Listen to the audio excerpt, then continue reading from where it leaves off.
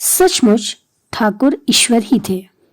उन्होंने दूसरों के दुखों और कष्टों को दूर करने के लिए मानवीय देह धारण की थी।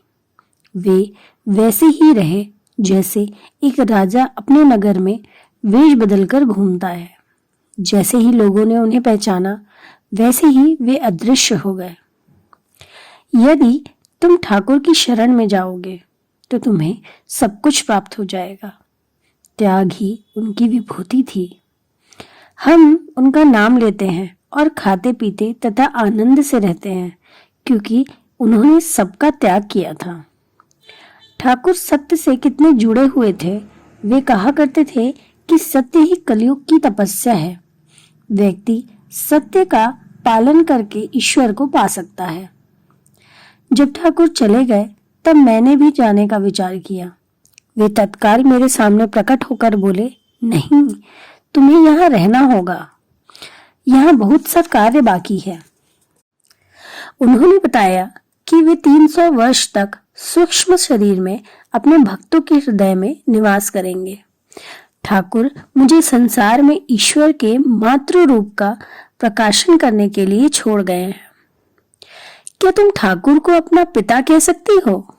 हाँ, वे मेरे पिता, मेरी माता, मेरे भाई और मेरे बंधु हैं।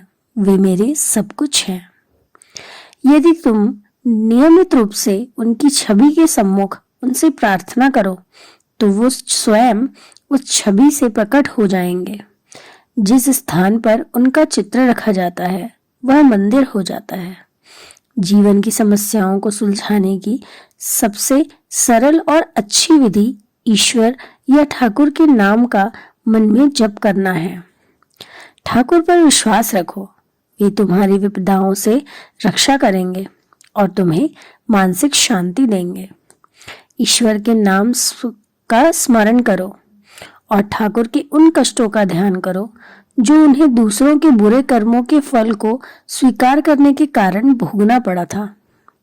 और तब तुम देखोगे कि तुम्हारा शरीर और मन पवित्र हो गया है।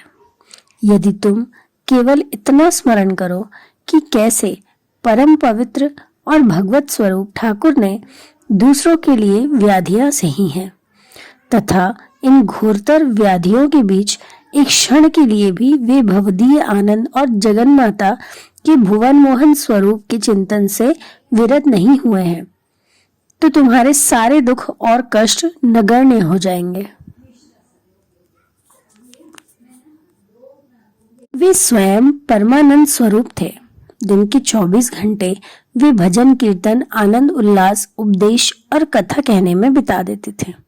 यहाँ तक कि मुझे याद आता है मैंने उन्हें कभी किसी भी बात के लिए चिंता करते हुए नहीं देखा।